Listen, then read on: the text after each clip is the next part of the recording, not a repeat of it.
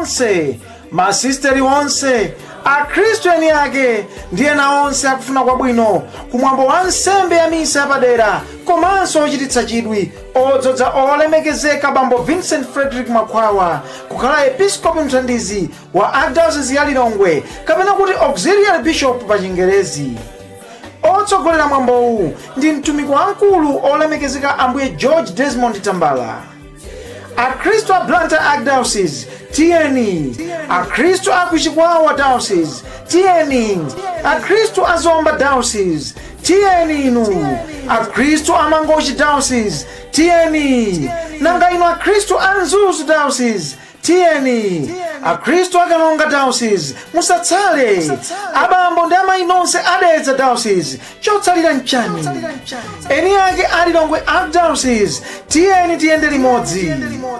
Ili ndiloweruka ku Civil Stadium pa 20 January 2024 pamene mwambo wa misa yodzodza olemekezeka bambo Vincent Makhwawa udzayambe nthawi ya 9:30 mmawa.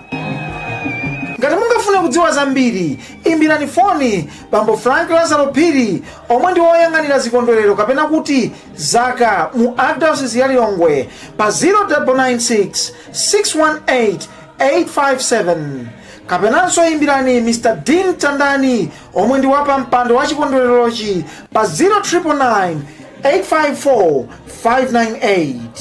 Mukafuna kuthandiza kuti mwambowu udzankire kukoma, tumizani kangachepe kanu ku banki yathu ya Centenary Old Town Branch ndipo dzina la account ndi Archdiocese of Lilongwe Celebrations. Account number ndi 9043 666 33 5102. Mutha kutumizanso thandizo lanu kudzera ku TNM Mpamba kudzera ku code ya 500695 ndipo ikuyenera kutulutsa dzina loti Archdiocese of Lilongwe. Mungathenso kutumiza thandizo lanu kudzera ku namba ya Airtel Money iyi 0985 613 422 ndipo itulutsa dzina loti Archdiocese of Lilongwe. Inu mwambo umenewu ndi watsala nkoke tiyeni tonse tifike kumwambowu poonetsa chikatolika chathu. Zakumva adakanena za m'maluwa. Mu mpingo uwu olungama athandizana pochita zabwino ndipo ochimwa amamasulidwa mzoyipa zawo. Ekelezia ndimukonda ine ndimukonda, ekelezia ndimukonda.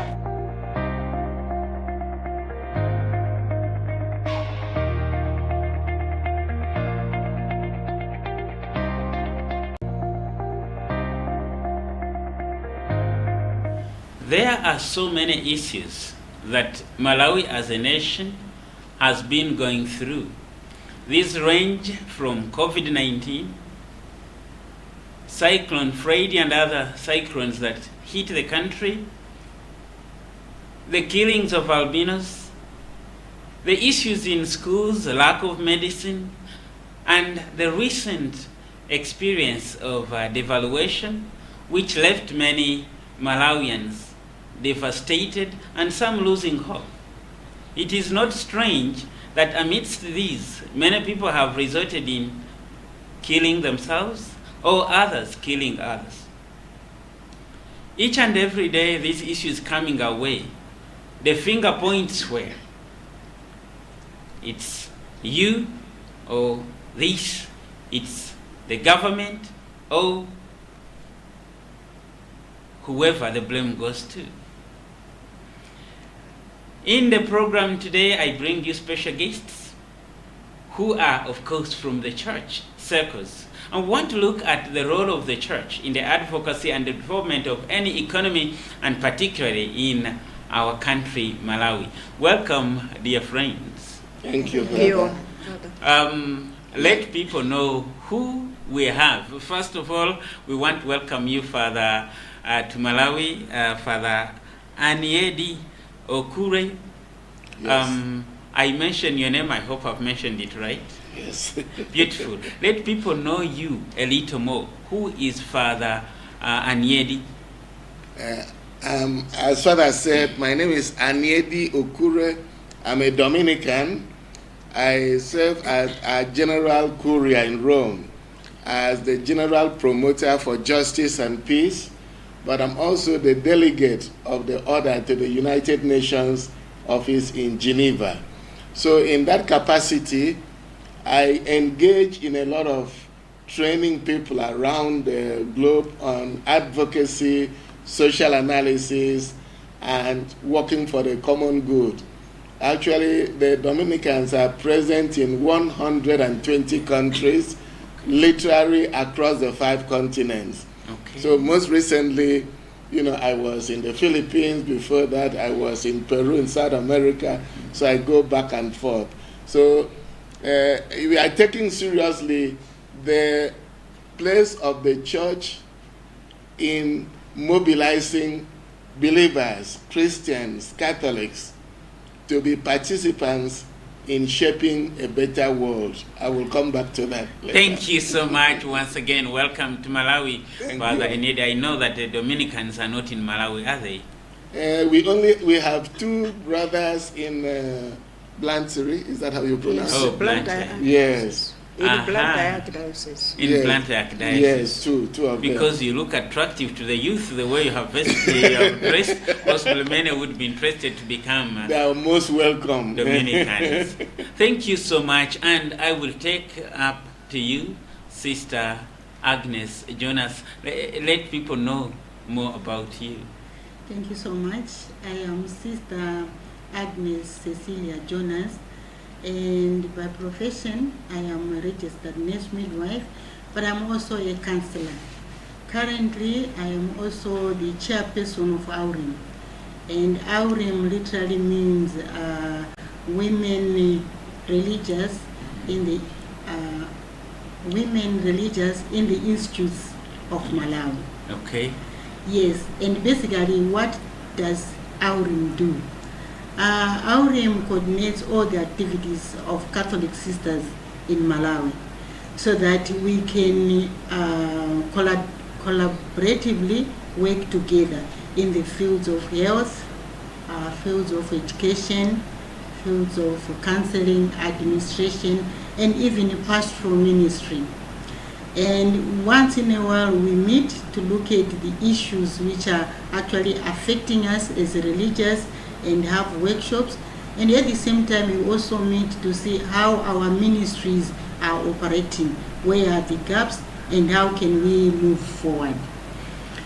And under AURIM there is also ACAS, because among us we are going to talk about ACAS. And what is ACAS? Actually ACAS, it is All Africa Conference, sister to sister. And this ACAS came about because the Little Sisters of Mercy from America actually encouraged us to support each other a long time ago when we had the HIV and AIDS. So it was like sisters should gather, strengthen each other, assist each other whenever we are affected with the HIV and AIDS. Maybe our relatives are suffering, maybe our relatives have died, all those grieving processes. But with the time, we also felt like there are issues, new issues which are coming in. Issues like COVID-19, issues like social activities, issues like maybe issues affecting education, all that. So ACAS has moved a little bit from HIV and AIDS and looking at the current issues which are actually affecting sisters so that they can mobilize people to counsel those who are suffering. And all that, bringing the role of advocacy, the church, the role of the church in advocacy. Sure. Beautiful. It's beautiful to be with you once again, Sister Agnes Jonas. I want to go to the next year, Sister Florida Gundas. Let people know a little more about you. Thank you. I'm Sister Florida Gundas, the Sisters of Our Lady of Mount Carmel. I'm here together with my colleagues, Okay. the same issue of advocacy. Okay. I'm a nurse by profession and midwife, and I'm also a counselor. Okay. In the field of this health sector, we have a lot of to do. There's challenges which we are facing.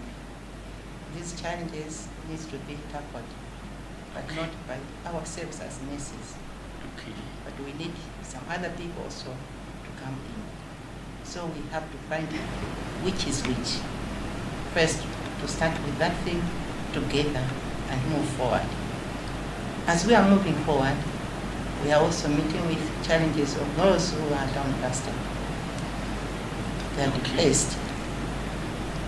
And even outside there are also youth, which are also victims of different issues.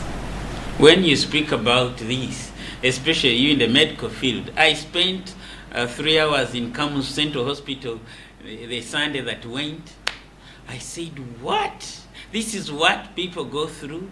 That in 3 hours, I saw different people dying, and then I was scared. And the emotional aspect, they brought. We are going to talk more on this again as we look at the role of the church in the work of advocacy, but also development of our nations. We go next there, Sister Anes Chikufenji. Let people know a little more about you. I'm Sister Anes Chikufenji. I belong to the congregation of the Carmelite Missionaries. I am more in the field of management and accounting, but for now I'm working in the formation house there in Chipaso. I am one of the ACAS members who participated in this session of advocacy. And as one of the issues that came in our discussion about how trade is happening here in our country, that is the area that I am going to share more what the group have discussed, what we have discovered, and so far the action plan that we are taking in order to improve some of these issues. Beautiful. Welcome once again, Sister Anes. Thank you. We go last, Sister Diana Malkeibu. Let people know more about you. I am Sister Diana Malkebu. I belong to the congregation of the Sisters of Our Lady. I am a teacher by profession, an educator. So, but at this time, I am there at Aurim, is where I am based. I have this position of country director for Bakita Education, for Bakita Partnership Education. So this has to do, organized by the Jesuits, to provide quality education to the poor and vulnerable girls in 15 schools, secondary schools in Malawi. My interest is really the quality education of the girls. And as we are in this time here, I'm going to talk more and more about the challenges that are there concerning the girls in the secondary sector. Is what I'm going to talk more about that. Thank you so much and most welcome once again, Sister Diana. I want to come before I go to Father. I know the organizers. Father has been invited, I understand, together with Sister Eucharia, to come here to Malawi. I understand Father is from originally Nigerian, and now working resident in America. And as such, I know that you invited Father. What is happening? What is happening? Tell us what has brought all these sisters around. How many have you gathered? 33. 33. When did this start and what are you talking about? Why did you invite Father? Okay, thank you so much. We did invite Father in order to give us skills related to advocacy. As you know that Malawi has been going through a lot of things. And you mentioned earlier on issues of floods, issues of cyclones, which have actually taken a lot of lives. So many people have died, so many people are shelterless, so many people have no food, So all those have actually compounded on the already existing issues of poverty. And then if you go deeper, you will realize that Malawi also is being affected with issues of suicide. So many men and youth are committing suicide.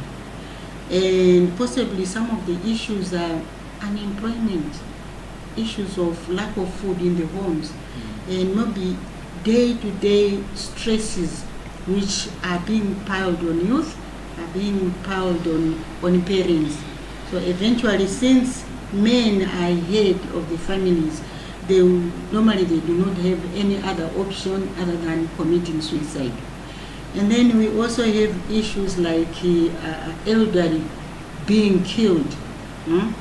Elderly women who have taken the hassle of caring for their children, caring their grandchildren. When they reach a certain stage, maybe when they get old, you find that their own children, their own grandchildren are killing them with a belief that they are now witches. So that belief which is there among us, it really needs to be looked at. I want to cut you short a bit. Yes. I was heartbroken last week when I saw this old woman being buried alive, and yes, Father, buried alive here in Malawi, and the soil was put up to this to her mouth to be forced to say that she's a witch. Exactly.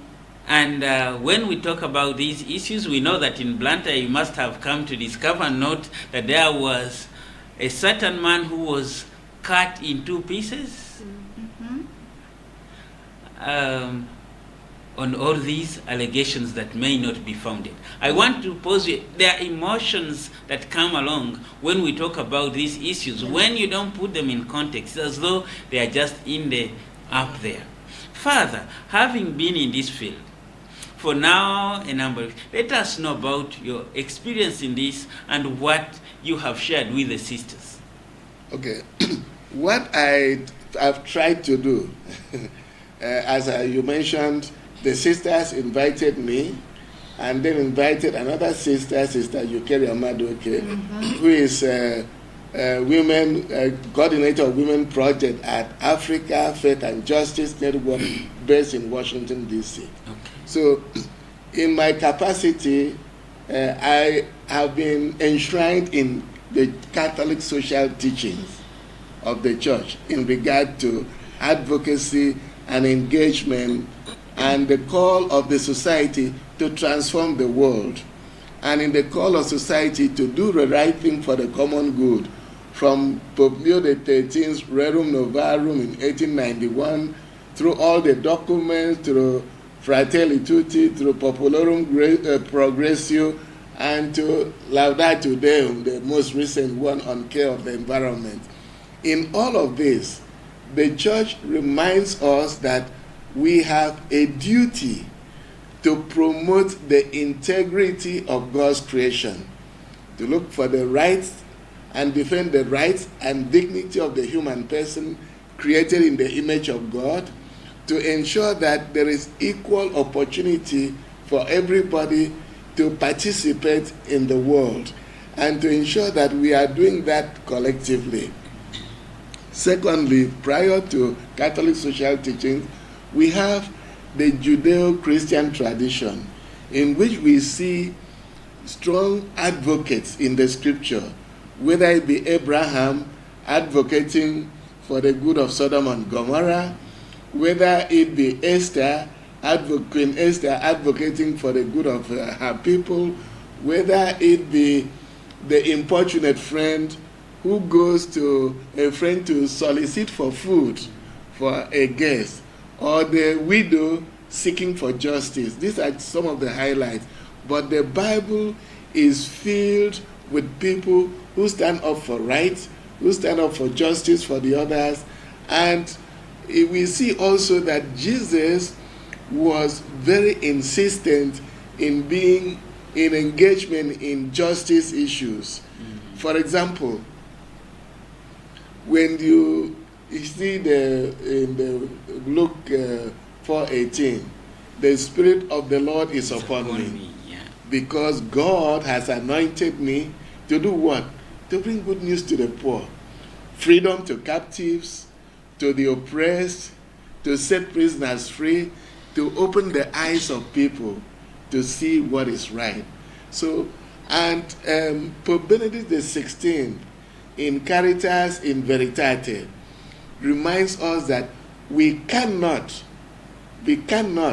engage in our vocation without attending to issues of justice. In fact, in one quotation, he said, "I cannot give to the other just gifts, what I think belong to me, without first giving to the other what pertains to him in justice." And he said, if we must be charitable towards people, first, we must be just towards them. And so when you put all of this together, and when you see the mission of the church obliges believers, not just Catholic, Christians, to be active participants in promoting a just world. Let me go back a little to the scriptures. When you see also in the scriptures, for example, Jesus reminding us, and even before then the prophet Amos, that our participation calls for us even not to be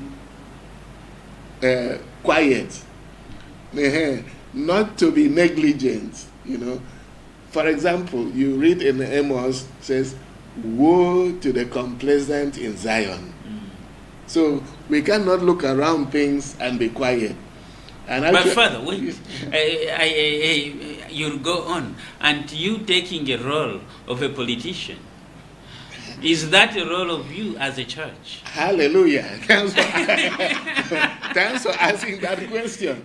Because that is the question people often say, "Oh, you are church, you are a priest, preach the gospel, don't get involved.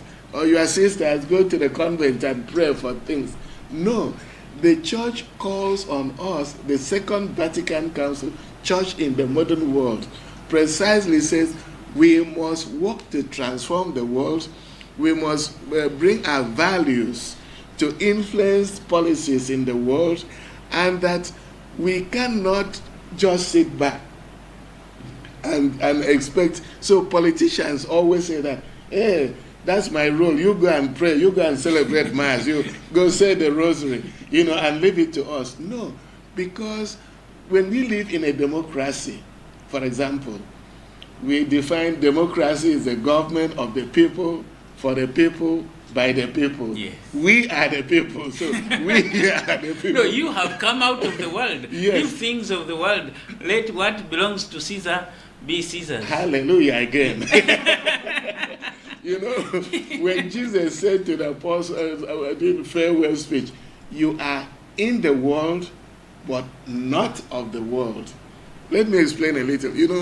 The church takes that statement and says, we cannot be of the world. I will explain shortly, but we are in the world. And as Christians in the world, as Catholics, we are called to do two major things. One, play a prophetic role. Two, be counterculture. Let me explain. We so much misunderstand prophecies. You see, this one opens a church and calls himself prophet, so and so. No, that's not prophecy. A prophet in God's design is a person who is a watchdog. A watchdog, watch for when something goes wrong, the dog barks and alerts people. So we are to watch out to make sure that people we put in government and politicians do the right thing. And to do that, we have to speak out. When they go wrong, we have to correct them. And we can't do that, praying rosary in the chapel. We have to go out and tell them what you are doing is hurting the very people who put you in government. That's one thing. To be counterculture, you see that in the world today, people bring all kinds of exploitative values, whether it be neoliberal democracy or financial capitalism that exploits the world, or all kinds of things. So we, to be counterculture, to say, look, the way the world is moving is putting us in danger. The way the world is moving is hurting the common good. In fact, more and more, to quote Pope Francis, we are seeing vast numbers of people, to quote him, consigned to the margins of society. That is not right. So we cannot keep quiet there. And in fact, I'm going to quote a young lady, St. Catherine of Siena, mystic, a justice advocate, who says, when you see something wrong, when you see injustice, even if you don't have the physical capacity to change it, there is one thing you can and you must do. And says, cry out as with 1 million voices against what is happening, because silence kills the world. And silence kills the world. So see something, say something, do something.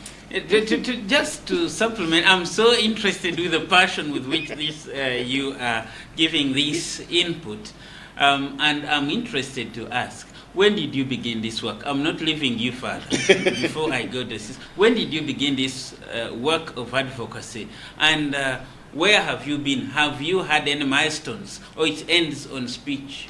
Oh, you have 2 hours for me? In terms of being directly involved, actually, let me say something here that I like to point out to families and parents. I got the inspiration from my parents at a very early age. My parents would stand up and scream at people who get on the way to put stumbling blocks on another path. They could not stand that. They could not stand when the big guy, used muscular power to suppress the small guys. They couldn't stand that. So as a priest, I carried that along, and I've been doing it in some ways. But about 14 years ago, I was appointed director of an advocacy office in Washington that does advocacy to monitor U.S. policy towards Africa and advocate for just policy. So I did a lot of encounter with the State Department, with U.S. Congress, with all those government agencies who make policy towards Africa, interacted with the assembly there. So, and it was then that when I started that, I said, look, people are advocating for Africa, but Africans have talents, voices. Let's not stay in Washington alone. Let's go and mobilize Africans to be the advocates. So after I did a lot of boxing with the board of directors, I now we had a conference in Limuru in Nairobi. Since then we've been out, Uganda, Tanzania, Nigeria, DRC, Ghana, Liberia, Cameroon, etc. And it goes from fighting land grabbers, right now about 45 million hectares, that's about 111 million acres, have been stolen by multinational corporations from Africa. We have people who buy land, some of them, they come and dump toxic waste, influencing impacting the people. So when we started this, after about 3 years, we looked at an army. We said, the Catholic sisters are very close to the grassroots. They are not seen as political entities, if you and I as priests start and scream, they'll say, our father might be having some interest. But they would likely not say that of sisters. So we mobilize sisters in Tanzania, Uganda, Nigeria, DRC, Ghana, to do advocacy. Like what we have done with the sisters. Yes, you talk of milestones. Let me quickly say this. In Nigeria, the sisters pressured a state governor to pass law and protect traffickers. That state was singled out as the epicenter of human trafficking in Nigeria. Through the sisters' persistent work, over a period of 18 months, the state passed law, closed brothels that were used, closed it. In one center, they ostracized the man who owned it. They expelled him from the village. Trafficking has dropped by 70%. Wow. Okay. You know, thanks to the sisters. And the Attorney General said to me 2 years ago, he said, thanks to the work of the sisters, I have 28 traffickers in custody. Wow. That's a milestone. It is. It is. You know, It is. in Uganda, the sisters did the same thing in Fort Portal, in Lira, in Karamojan, in Kampala itself, to do the issue of, again, trafficking and street children. In fact, their activities were so high that the bishops came to participate, and they have issued a pastoral on trafficking, against trafficking, calling on all Ugandans to join hands. I mean, I know we have a lot of things, so I don't want to monopolize that. This again, You know? it interests me a lot. Now coming from the broader view, Yeah. because we have seen it at the world level, Yeah. you have seen it in many other African countries. Yes. We want to come. I know we have different skills among the sisters. Some are educators, some are administrators, some are in Nurses, health. yeah. Let's start with you, Sister Florida, right? Yes. As a nurse and a midwife, but also a counselor, what practical issues on the ground would you want us to look at as Malawi that you meet each and every day?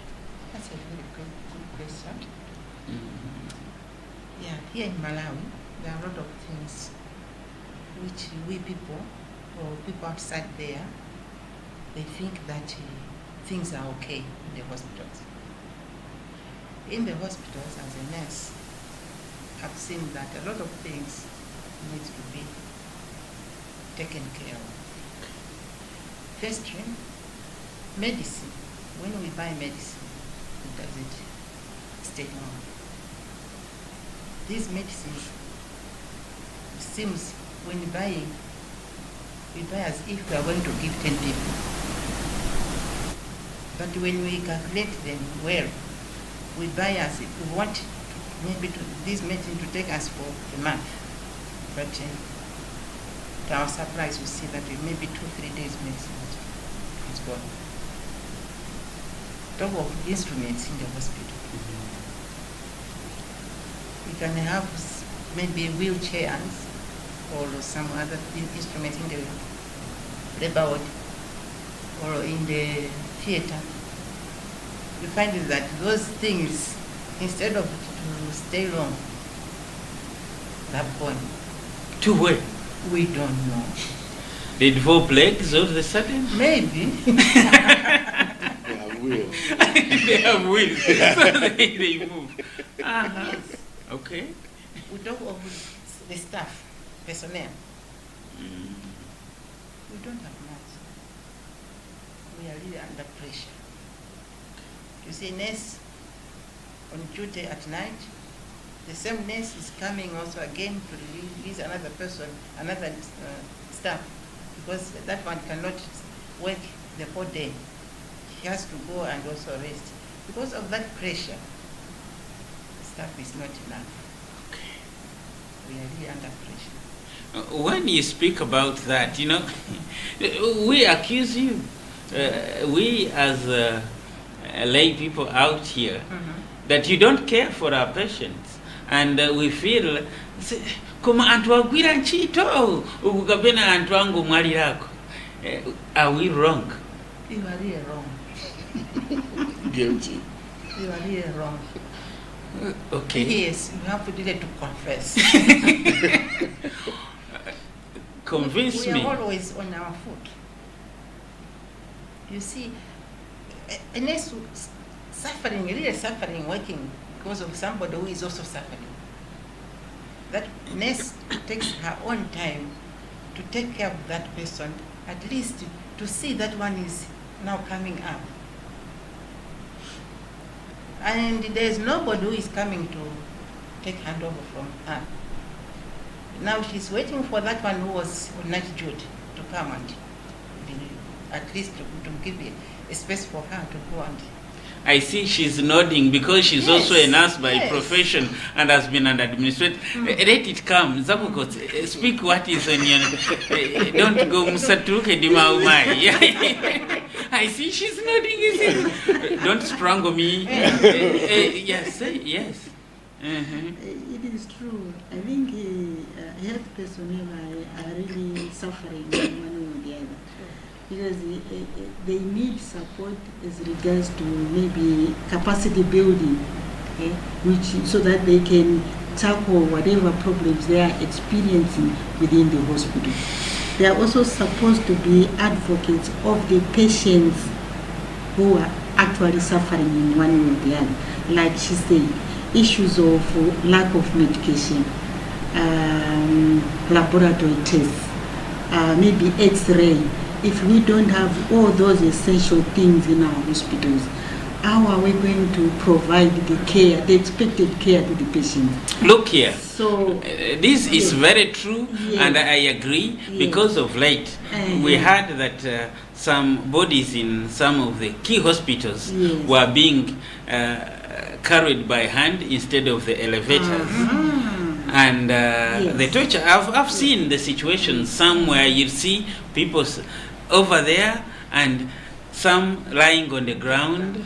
They are sick and they are still down lying on the ground. I totally understand. If I were to ask you, what would you say to the Minister of Health? Yes, sister. Yes, the Minister of Health, I think they have to come in to assist. It seems that the help, the things which they are providing with to these health centers or big hospitals, they are not enough. Okay. Yes, that's the big problem.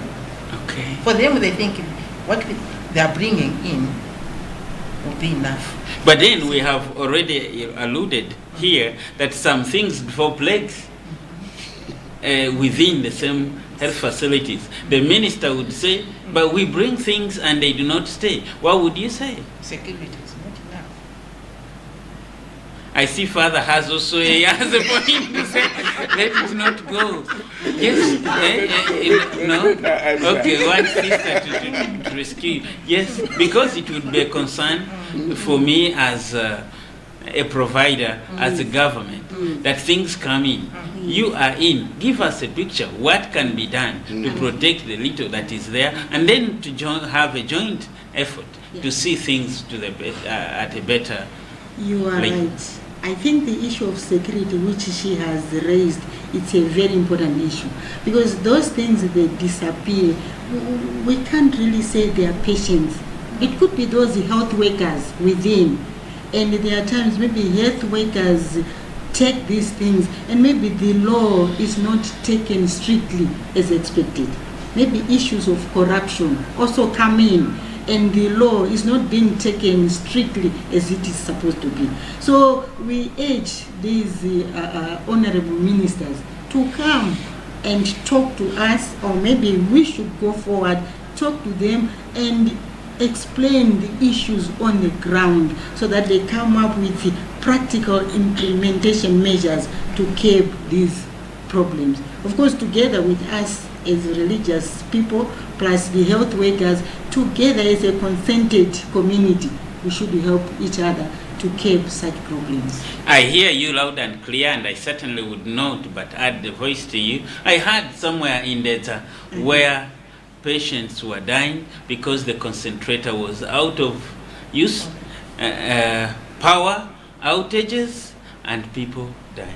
I know it's a lot, Yeah. which the government ought to do. But then we look at us and the attitudes that we have in the work, because of course, as we look up to, I see, yes, I see you have something I just want to burning agree within with you when you have mentioned something to do with attitude. If each and every person develop that attitude of saying, it's not for me alone, it's for us, things will be taken care of. Even those things that are developing legs to move out of the hospitals, I'm sure they will not develop, because there will be somebody who will control them to say, they are not for me alone, they are for all of us. So that attitude of saying me and me and me, in a way, has to go out a bit and develop the mentality of saying we are in a group. I am to take care of my sister, my brother, my nation, my country, and my society. Beautiful. Thank you so much. As I leave you in the health sector because of time, give us a picture of the religious who are engaged in the are you many under Aurim who are in this profession and serving people in the health sector? Some examples of where you are. Yeah, I mean, as religious sisters, we manage a lot of health facilities wherever we are, in all dioceses. So we are a good number of nurses who are working in health facilities. But at the same time, we also have sisters who are in the field of counseling. So again, we are also collaborating in those areas, counseling and maybe advocating for people who have psychological problems, besides people with physical problems. You mentioned counseling, and that leads me to go to sister over there. I know you being in the society, and I take you're still in the category of the youth, right? Yes. And we have seen and witnessed a lot of suicides among the youth. We have seen a lot of trouble around. She mentions counseling. What do you say in that area? What I can say in that area, suicide cannot just come without a cause. And I am not a counselor by profession, but I'm sure that we are going to associate it to say maybe they are anxious, they are depressed, there are all kinds of reasons that we can give.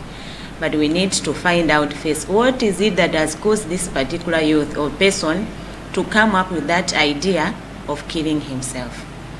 And in our discussion, as we have been there in our training, we found out that the root cause of all this is poverty in quotes. And what is leading to poverty is because many of our youth, they don't have things to do. They are not maybe engaged in business. They are not really highly skilled as they can find something to do for themselves. So as a result, since they see no hope of living for them, they end up deciding to say, let me just die because I don't have a way to live.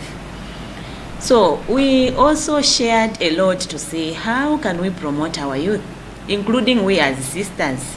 Then we said we need to come up with some of the things like maybe more technical centers where our young people can be trained. We need also to take care of the small businesses that they are doing. How are we promoting them? And in that also we discuss more on saying, it's true we have things that we are going to sell, we can be selling to the outside market, but it is not promoted also. So in a way, local investments, they are being killed either with the international investors that are coming in, and our youth remain the way they are.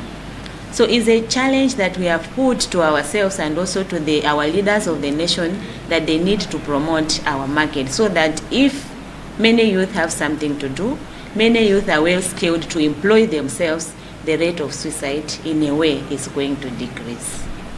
Thank you, Sister Anes, for that great input. When we speak about the youth and suicide, it links with the elderly who are also disappearing and killed. When I mentioned this aspect of this woman last week who was buried alive and tortured.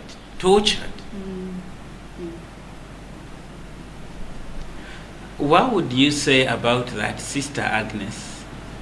I think coming back on the issue of being an advocate, we are supposed to speak for these people who are hopeless and helpless. And maybe we should be able to speak both to the government and even to the community at large.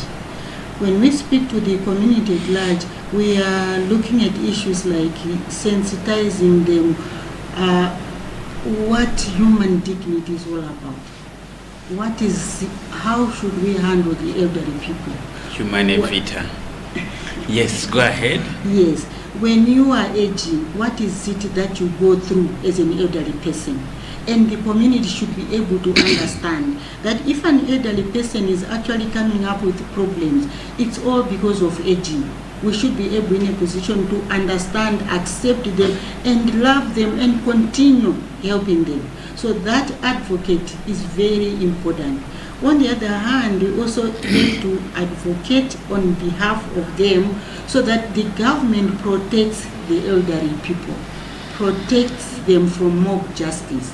And maybe if there are those who do commit such criminals, they should be able to be taken, maybe arrested, prosecuted, and the punishment be given in full so that people should not follow the very same examples.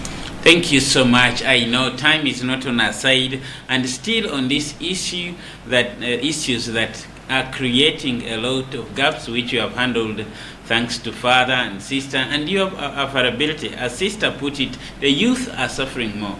And when I visit schools, you'll find when it is a time of a recollection also, if you said it is time for confession, you'll find the youth coming up, the line is from here up to there, but most issues are counseling issues.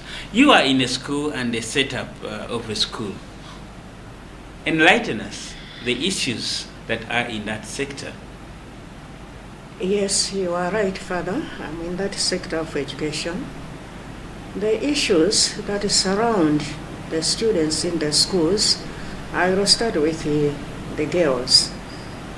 Early pregnancies and also teen marriages, that they are there, and especially with the COVID-19, quite a number of students left schools, girls left schools and got married unnecessarily.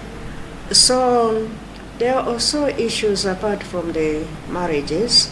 There are issues that are affecting the students due to separation from the families. A lot of families are divorced. They don't really take care of both boys and girls. And therefore, as a result, some girls even lack school fees. They cannot be paid for, and other entitlements that they need. So, as a result, in our schools, we do not have counselors as such. The ones that we have there, they are for guidance. They guide them, the teachers, but really to listen to their situations, to their problems, it is not much of that. So in this course, in this training that we were following, it has also helped me with the advocacy. It has helped me so that I also encourage the parents, because some parents, they are the ones that really encourage the girls to be dropouts in order to get married, and they become breadwinners for the families.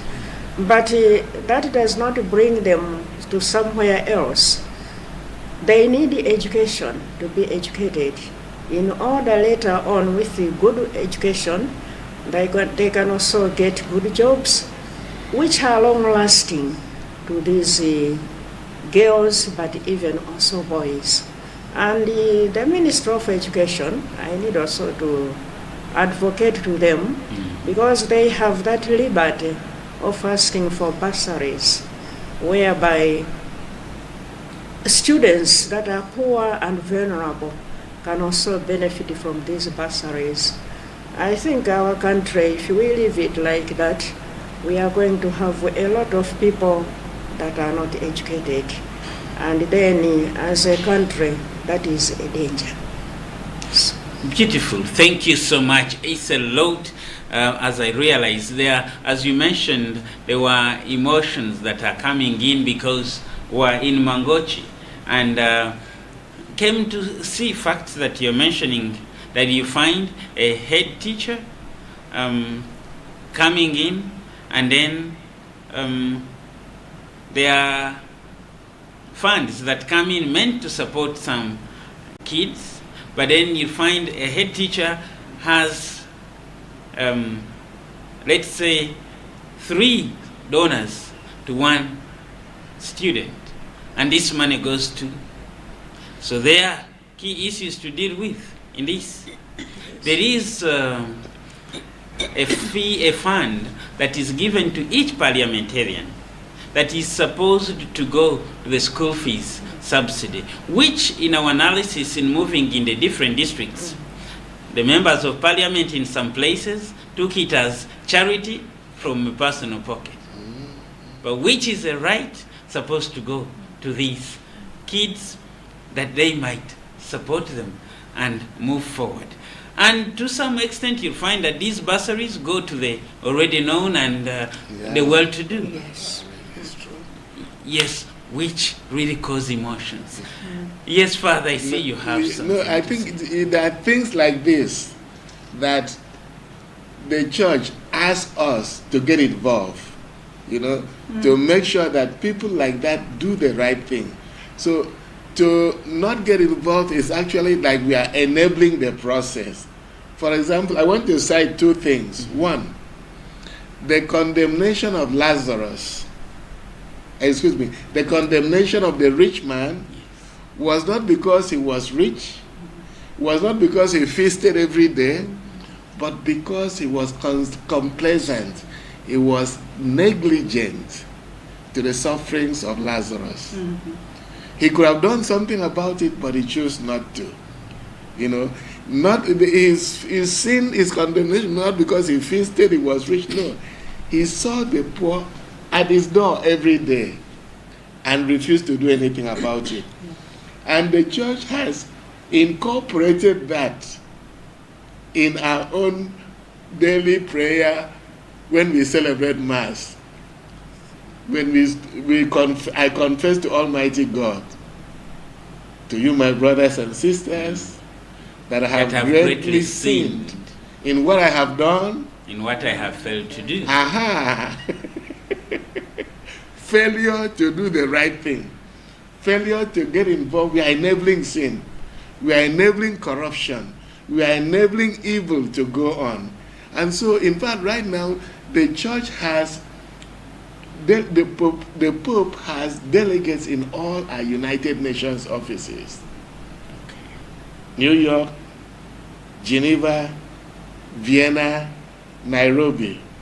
In fact, in the last couple of months, I've been in the Nairobi one, and just 3 weeks ago, I was with the one in Vienna on crime prevention and talking about how the multinational corporations are descending in Africa because we want clean energy. They're stealing cobalt from DRC here and everywhere. So the church, in fact, says to us, when we see that, let's organize, let's join efforts to speak about it.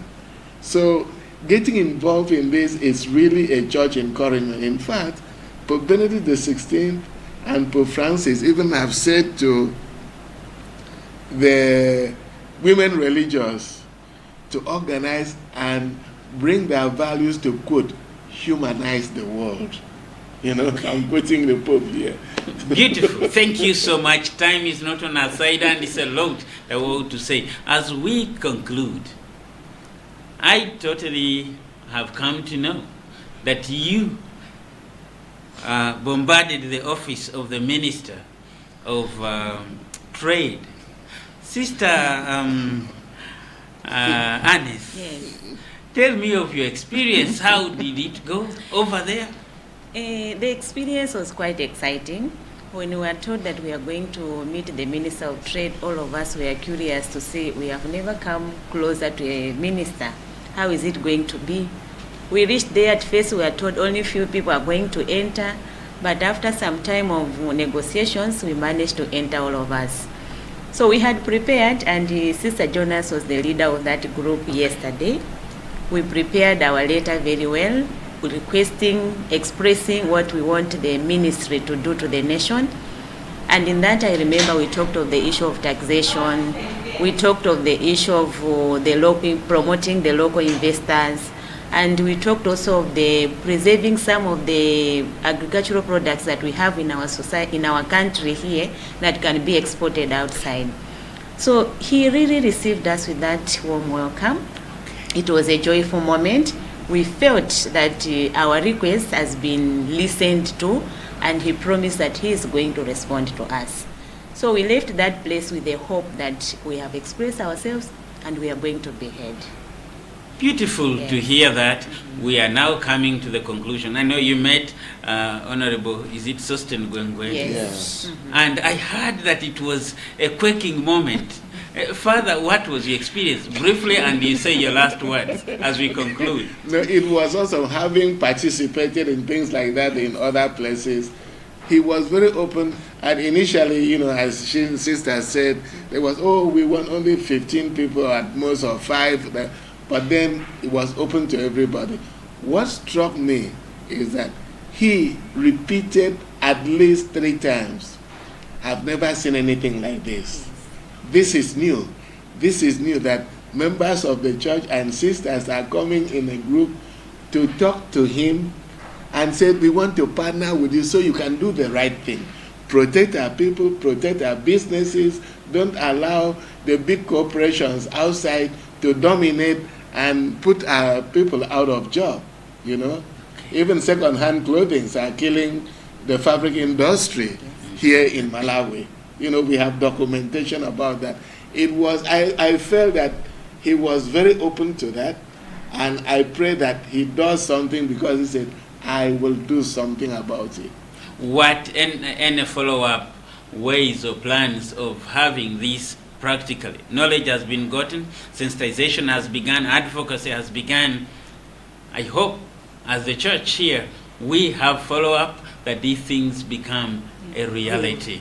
I want to be concluding because our time is now up, but I will give you a chance to give us your last words. Sister Florida.